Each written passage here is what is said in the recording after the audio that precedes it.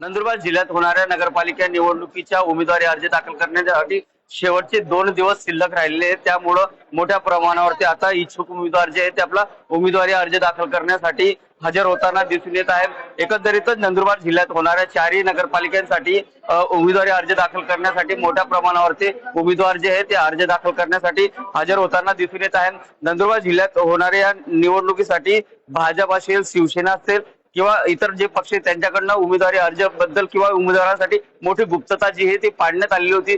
परंतु शेवटचे 2 दिवस शिल्लक राहिलेले त्यामुळं अनेक उमेदवारांकडून आपला नामांकन अर्ज जो आहे तो दाखल केला जात आहे।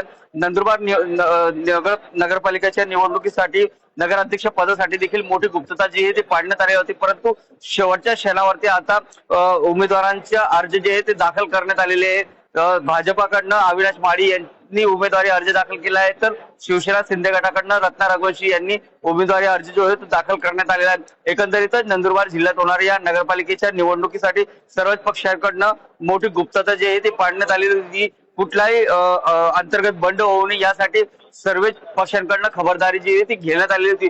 त्यामुळं नंदुरबार असेल किंवा नवापूर असेल, शहादा असेल, तळोदा असेल या नगरपालिकेच्या निवडणुकीसाठी आता नामांकन अर्ज भरण्यासाठी शेवटचे 2 दिवस शिल्लक राहिले। त्यामुळं मोठ्या प्रमाणावरती उमेदवारी अर्ज दाखल करण्यासाठी इच्छुक उमेदवारांची गर्दी जी आहे ती नगरपालिकांमध्ये होताना दिसून येत आहे।